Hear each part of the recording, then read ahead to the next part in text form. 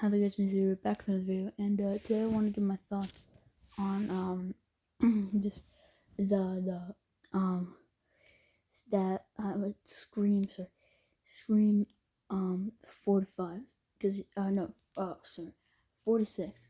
I'm almost sorry, but yeah, I know I'm filming this the day, and I'll probably post it the day that Scream 7 already is out. So when I'm filming Scream 7's out, I haven't seen it yet though. I'm seeing it tonight. So yeah, that's why I'm doing this. I just didn't have enough time to do it before. But I still watched them all, so I gotta get my thoughts out of this. Anyways, so just jumping right into it with Scream 4, and short thoughts. Okay, there are gonna be spoilers for Scream 4, 5, and 6. So you've been warned. Not spoilers for Scream 7. Because I haven't seen that yet. So yeah. But also probably the original trilogy too. So yeah. So anyways, so Scream 4, I absolutely love this movie. I think that's the second best in this franchise. Only second the original, obviously. But I do really like it. I think it's really good. But yeah, just getting into some positives and stuff. I mean, just like the killer reveal and stuff is some of the best stuff in this movie. First off, it's really gory. Okay, and I really like that. Like, this is probably the goriest of the franchise. Like, this, 5, 6, and the original are all the goriest, and like with like Olivia when she gets gutted and stuff, like that's a really cool scene, and it's very gory and all that. It's really just cool to see it. So yeah. So yeah, and there's just a bunch of really cool stuff in this movie. And I'll get into other stuff and like planned stuff for this movie, but yeah, just talking about the movie obviously first. But yeah, so but yeah, the killer reveal is really good. Okay, because I actually like Charlie Walker. A lot of people don't like him as a killer, but I think he's a really good killer, and I think he's like one of the coolest because he killed like everybody in this movie. Like, I'm pretty sure. Like, yeah, we don't know, but like it seemed like he killed everyone. I have my own thoughts on who actually killed who. But yeah, it seemed like he kind of killed everyone. And that's pretty impressive, especially with how gory some of these kills are, and how really crafty he is. Like, oh, I can't get to them through the door. Well, then I'll just stab them through the mailbox, like the mail opener, and then like he used the way he used the garage door, against the opening scene, and he's just a really crafty killer, which I really like, and he's really gory and good at the job. So yeah, so I really like him as a killer. And then obviously there's Joe, which is just like the third best killer in the entire franchise. Because Jill's just an amazing killer. Because I just like her turn is just like it's so really cool because, and also just I love the real too because like first off, the reason she wants it is that the reason she's a killer is because she wants to be like the new Sydney. Is really cool. And the whole thing with the reveal by itself is just also really cool because like you're thinking, oh, this is a new Final Girl, this is a new Sydney, right? And then like it's not Sydney, it's she's the killer. And yeah, and they do a lot of really cool things with, like, for example, like with clothing at the end. Like, for example, Robbie's wearing a green shirt, which is a reference to Randy. He's wearing a green shirt, so he's the innocent male nerd in this situation. So that's why he's wearing the green shirt. As for Charlie, although he says he's Randy, he's more like Stu. And then also earlier in the movie, he does wear plaid flannel, which obviously Billy Loomis. And then Joe wears a plaid flannel, so Billy Loomis. And then Trevor, who's like we're supposed to think he's a new Billy Loomis, he wears the exact same outfit that Neil Prescott wore. So that was really cool and fun. So yeah, I do really like those Easter's in it. Yeah. I mean, just everything in this movie like is really good. Like Gail and Dewey's relationship. I think that's really good. And then Sydney, she's really good in this. And yeah, just ultimately, I don't really have that much much to say about it because I don't have that much to say about it. I think it's just a really good movie, and yeah. So yeah. Yeah. I mean, just yeah. But yeah, I do wish that I went with the original script because the original script was essentially it was supposed to be this like essentially the exact same movie, maybe minor differences and stuff. But at the end of the movie, there was no hospital fight. They eventually changed to have. So okay, I'll get to that. But like, there's no hospital fight. Instead, Sydney just had amnesia, and she didn't remember that Jill was the killer. And then the next one would have was supposed to have like a killer who would be targeting Jill, knowing that she was actually one of the killers. Yeah. Yeah, that's a really cool idea for. And then the third movie, nobody really knows, but yeah, she was supposed to be like the main villain of the trilogy, and a Ghostface would for once get away, and like, yeah, a Ghostface would once get away, and that's really cool. And then they changed it to have a little bit of a hospital fight to be a little more climactic, but instead of her having amnesia, she would get amnesia from the hospital fight, and it would only be between her and Jill instead of Dewey and Gale and Judy Hicks all coming in, and then yeah, but yeah. And then eventually they changed it so Jill died, which is stupid, but whatever. Oh, also, like some, like, you just gotta get into a little bit of the negatives, because it's a really movie, there are some, obviously, some negatives. Like, there's just one kind of big one, it's kind of plot hole, is that, you know, there's a, Jill says to Dewey, like, oh, I'm gonna have we should write a book together with our matching like wounds and scars and stuff. Cause she got stabbed in the shoulder, and so did Jill. But then when Dewey brings that information to to Gale, he's like, oh, Gale like, oh, so she got stabbed in the shoulder too, and then Gale's like, wait, how did she know how I do? And then Dewey just runs, like he runs, and like it was okay. I would be okay if Dewey was like, maybe she is a killer, and then you just like walk to Sydney's room, and instead of being like, oh my god, that means she's definitely the killer. Like Charlie could have, like literally Charlie and Trevor could have bragged about it, or like when like the whole thing, and then or anybody at the party could have told Jill, like, oh yeah, she was stabbed in the shoulder. I mean, right? Like, who says that? Like, who, like, is this, like, it like, maybe if it was, like, a little suspicion, it's like, okay, I'm just gonna go check just to make sure. I don't really think she was, but no, he's like, oh my god, that means she's definitely the killer. It's like, what? Like, no, that's not what that means. And, but yeah, ultimately, I do still really like this movie. I think it's a great movie. But yeah, moving on to Scream 5. Okay, one more thing that I want to talk about with like Scream 4 is that it was really ahead of its time. I think that all the movies are really ahead of its time. You know, I like at least most of the movies. Because Scream 2, it had the commentary, just this movie violence in movies, great real violence, and that's still being talked about today. It's like the Joker movie, like I already brought up this, and then there's a whole like Harvey Weinstein thing where they commented on that in Scream 3.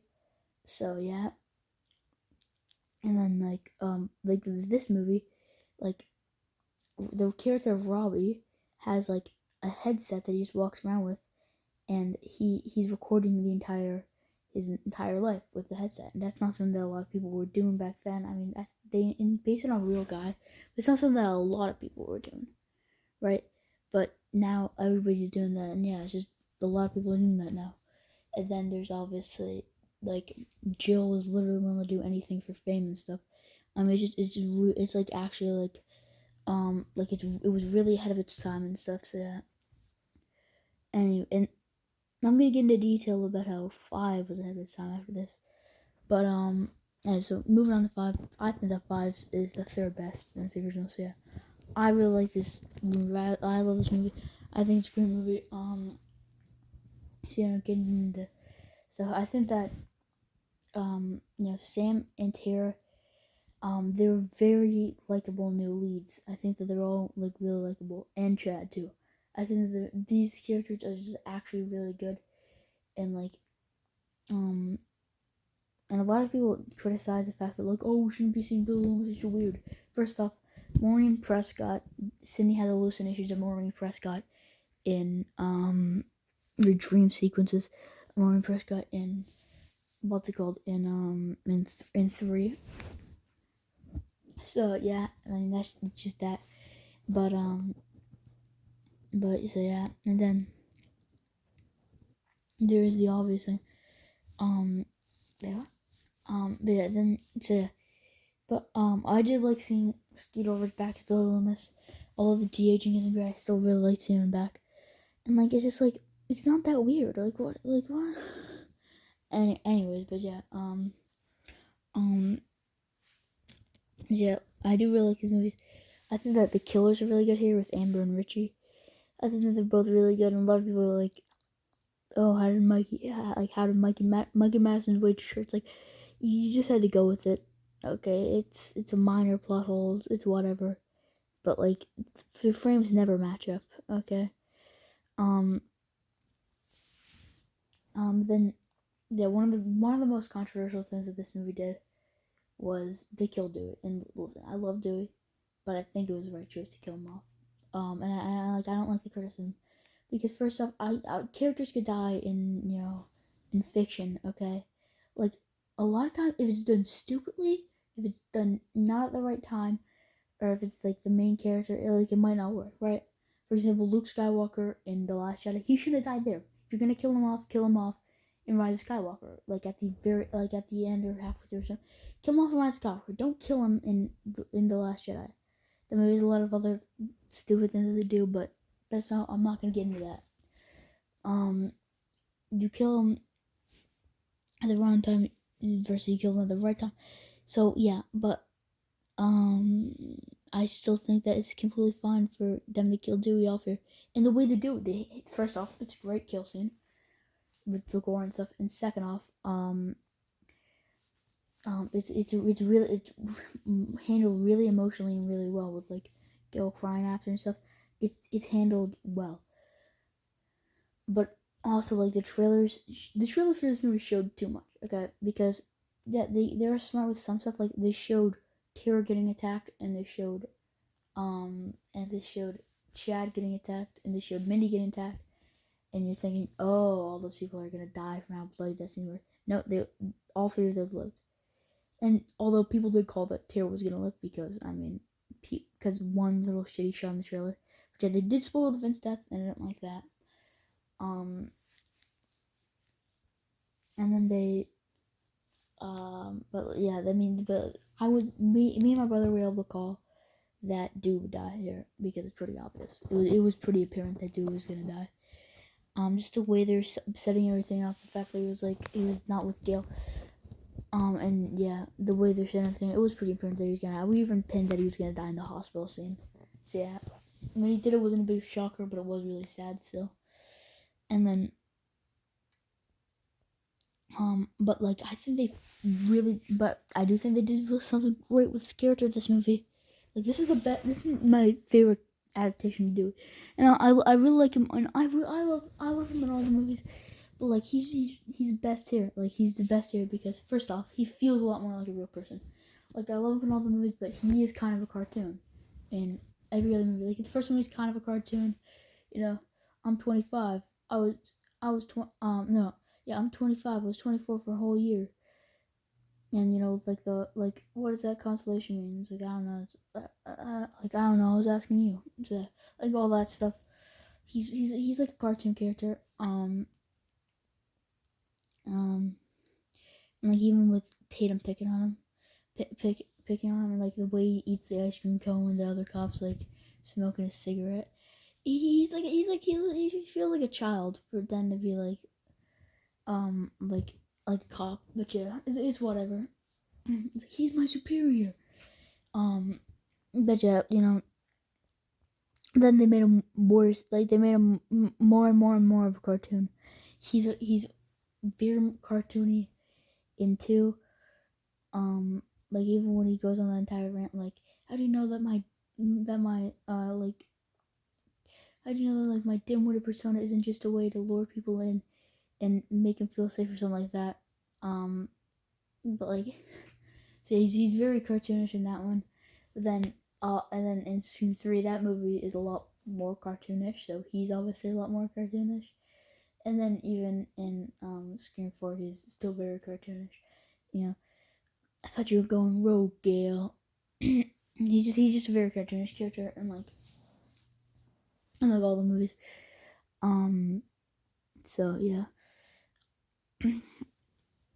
So yeah.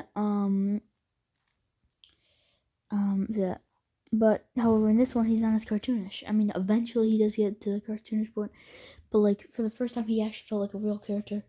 When he's like, when he was like an alcoholic and drunk and stuff, and he was completely like he was David Arquette was completely playing it straight, and yeah, and then after, I was like I really like that, but then also they do still make him like cartoonish, because when he shows up to the house and it plays that dun dun dun dun, I love the fact that they played that here, and I absolutely love his little theme song, but then when he says, I've decided to temporarily help you with your investigation or something like that. That's a classic Dewey line. That's something you would say in the old movies, because that's like a completely cartoonish line.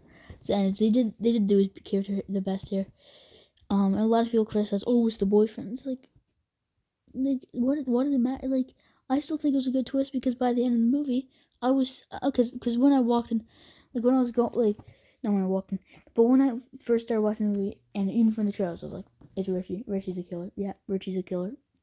We all like, but then like by like the time that he actually gets revealed by the killer, I was like, actually, oh, he's actually the killer, because it actually like made me think like he's not the killer right at the end. Like it was making me think that he wasn't actually the killer. And I think that Jack Quaid does a great job performing as like an innocent guy, but then also an evil villain. And then there was Amber and stuff. So yeah. And I think that she's a really good killer too. Yeah, I really like the way that they kill off the characters, the killers and stuff here. Yeah, but yeah, yeah, those are my thoughts on Scream 5, and yeah. Moving on to Scream 6. So, this is my 4th favorite Scream movie, so it's just, so I do really like this, movie, I love it, but there are some flaws, and even more of the flaws, like, right now, kind of, so, my main issue in this movie, I'm not gonna go in depth on, I'm gonna cover that I'm planning on making a separate video, all about how much I hate this, and it's a tiny issue in Scream 5, real big issue here, is the character of Mindy. Like, what are they doing with Mindy? Okay, I don't really like the fact that they brought her back for Scream 7. I love the fact that they brought back Chad. Chad is one of the best characters in the franchise now. He was great in the last movie, he's even better here. But, like, why is Mindy here? Like, can we just kill her, or, like, make her a villain or something? Because I just hate her with everything. She's such an awful character. And in Scream 5, I didn't hate her, okay? In Scream 5, I didn't really have an opinion on her. She was a bit of a callous dick. Like, when talking about her friend being almost murdered and stabbed and cut up, she's like, she could still die. And when the second killing starts happening, she's like, also, she does take, like, she's a little bit of a bitch. She's not always right with the rules. For example, one thing, okay, I forgot to mention this in the Scream 5 thing, but going back to a little bit of Scream 5 here, with the whole rules thing, is that she does kind of a good job at it, because I've criticized in the last video about how people think that, like, people in these movies think, oh, like, it gets a little too many, like, oh, we're in a movie and stuff, and it's like, we kind of have to follow these rules by an exact order. When the first movie, it was a party, it was like a joke that Randy was saying him. He didn't really think of that much, and there's a couple lines of it, like, oh, maybe we did, but that's not perfect writing. It's whatever, right? But then, like, after that, they just were like, oh, this is the exact guidebook how to survive, and it's like, no. But however, they do actually do a good job of why she's explaining the rules here on how to survive, because she goes, oh my god, the killer's making a requel. That sets up the fact that the killer is specifically basing his killing, their killing spree, off of off of a requel, which could mean that which means that essentially they're doing a requel, so then that's how the rules apply here.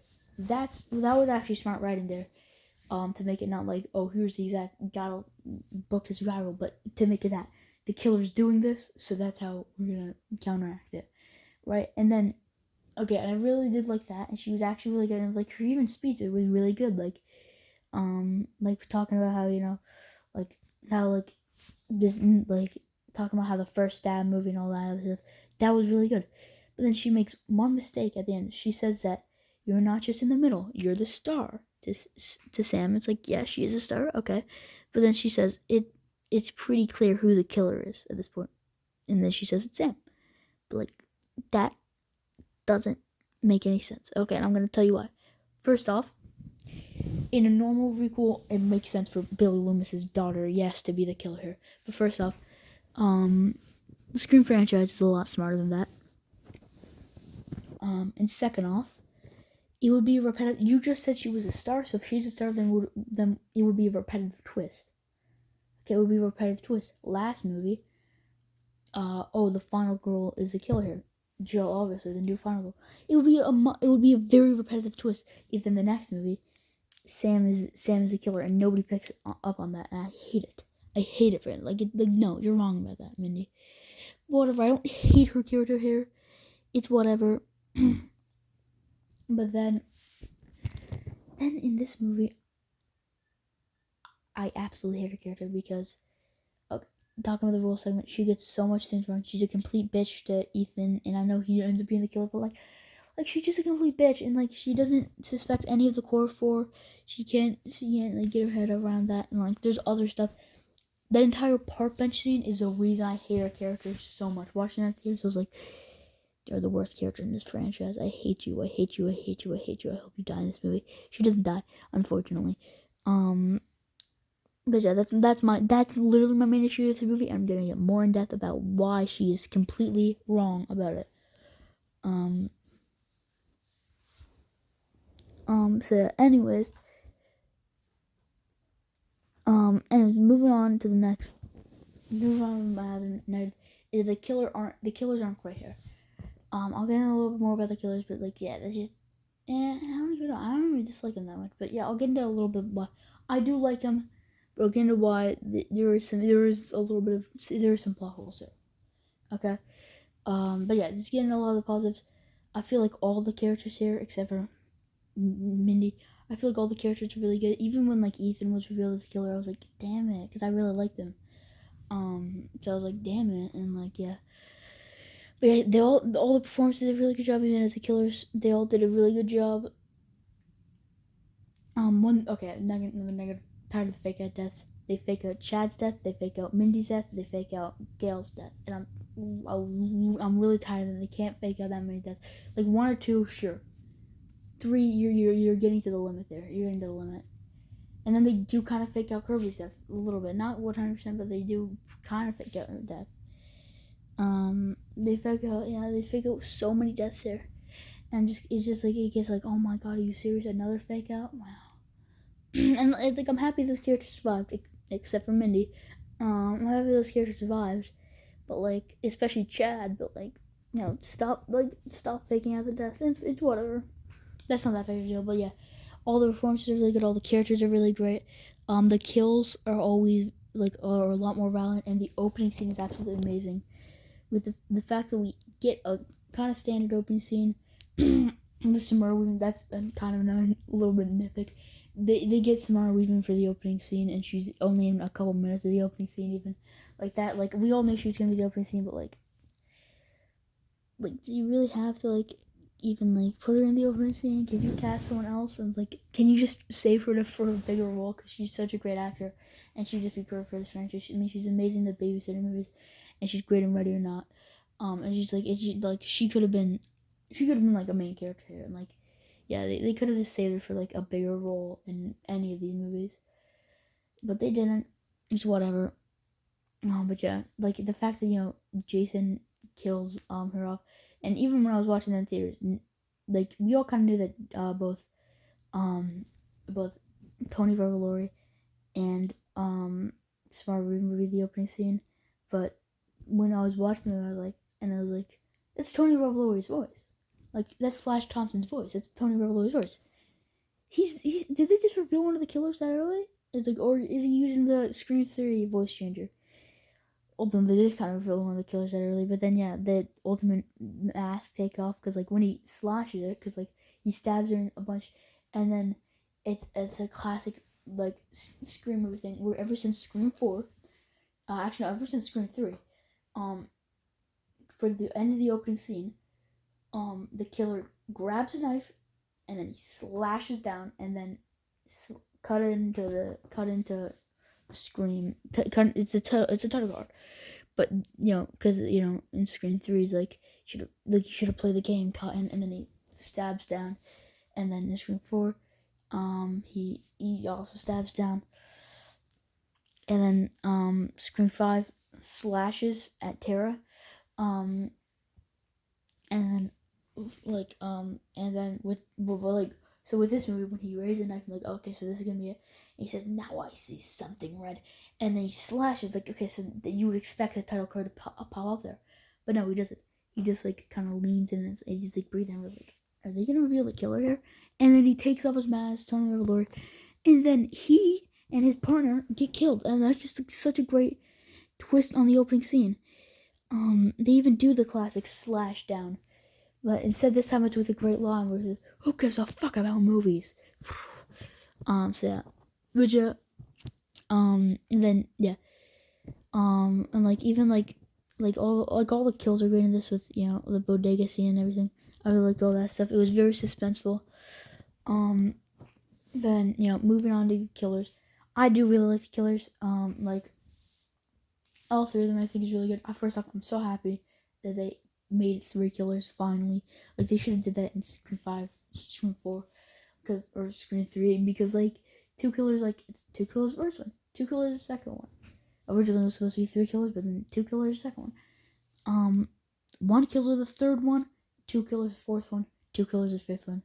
Finally 3 killers. Like finally, everybody wanted it to be 3 killers.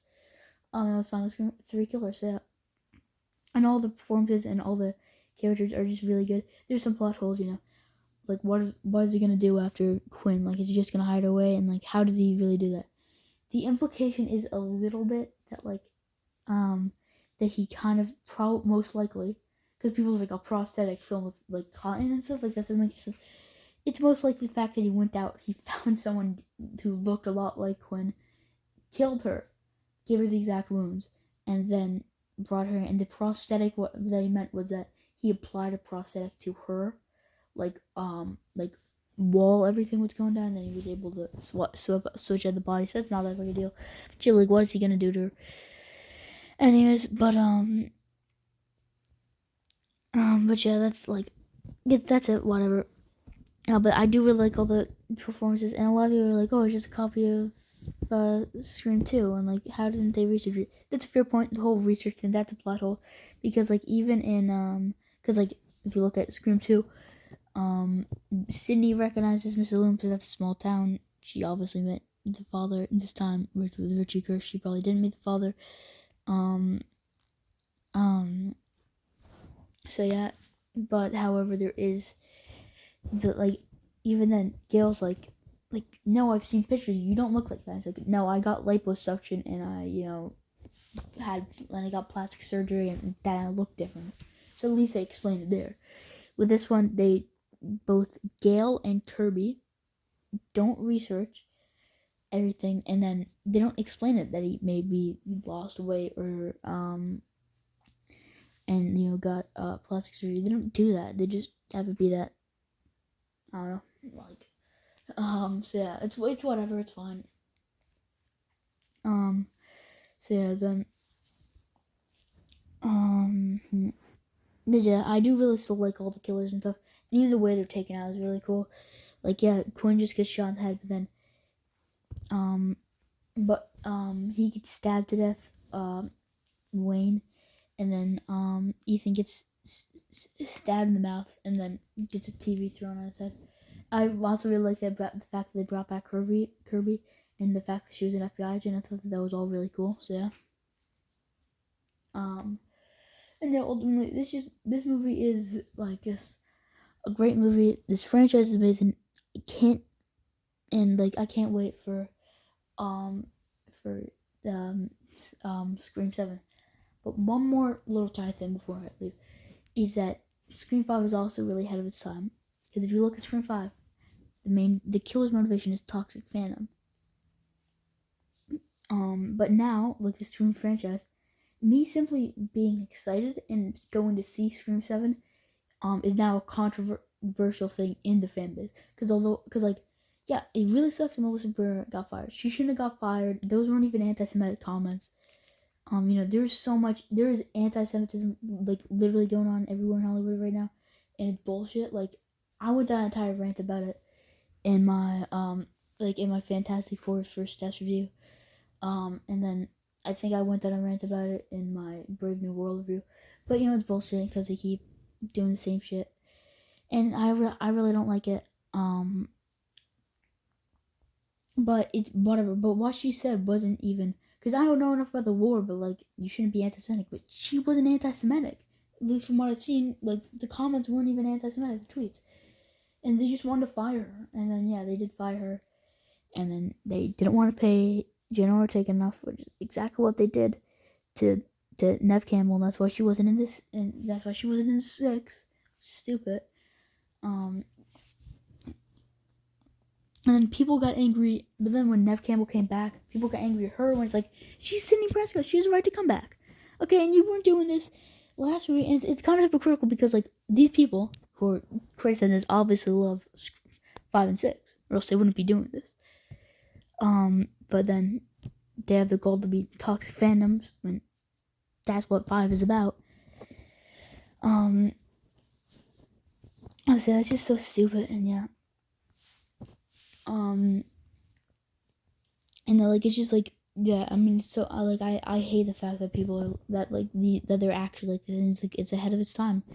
Like, they were so awful. These people are so like I'm not saying all the people who are like, I don't really want to support it because they fire. That's fine, whatever. But people are like attacking other people for going to see a franchise that they love. Like, are you serious? Because the studio is scummy. Like, the studio is scummy. Yeah, they've always been scummy, okay? First off, all studios are scummy. There's always a controversy. Second off, they didn't want to pay Neve Campbell enough. She didn't come back, okay? And then, the Scream franchise was originally owned by Harvey Weinstein, so you don't want to talk about that, right? You should boycott the original trilogy because that was literally owned by Harvey Weinstein, So, you don't really want to talk about that though. All studios are scummy, okay? I hate Paramount and I hate Spyglass, but I'm still going to see Scream 7 because I love Scream, okay? So yeah, and like it's such bullshit. They were threatening the director of this movie's life until he quit his dream job, which is this movie. He quit his dream job, and then because he and his family were in death threats because he was trying to make a movie, and he never fired Melissa Burr. Like, even if he did, it's not justifiable for death threats. They did. He probably didn't want her to get fired.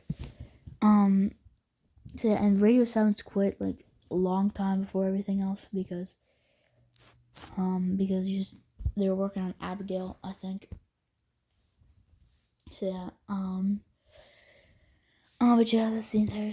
But yeah, so that's pretty like messed up, and just that it's just like this movie was also really ahead of its time, obviously, because like, and yeah, it's just what's happening with this franchise right now is bullshit. But yeah, I'm really excited for, yeah, I mean, yeah, I hate Paramount. Yeah, first off, there's a big part of Trump. They're literally greenlighting movies because Trump is telling them to, because his friend, who is making a movie about his wife, or did make a movie about his wife, who's also like accused of some pretty bad shit. Trump is telling them to make greenlight a movie, and then I just hate Paramount. They'll just do whatever Trump wants to do, and he essentially runs that studio. And then now they're they're suing Warner Brothers because they're whiny, and they're like, oh, but you should have picked us. I don't like you. I'm gonna sue you. So yeah, and then I hate Spyglass because they're assholes who didn't want to pay Nev Campbell enough, and then who fired Melissa Barrera for no reason, and then who didn't want to pay Jenna Ortega enough. So they're real assholes. So yeah, and then yeah, the Weinstein Company's worse though. So, yeah. I mean, just yeah, that's it. I'm really excited for Scream 7. I'm watching it tonight. I'll probably give my review, and I'll see you on the next video. Bye.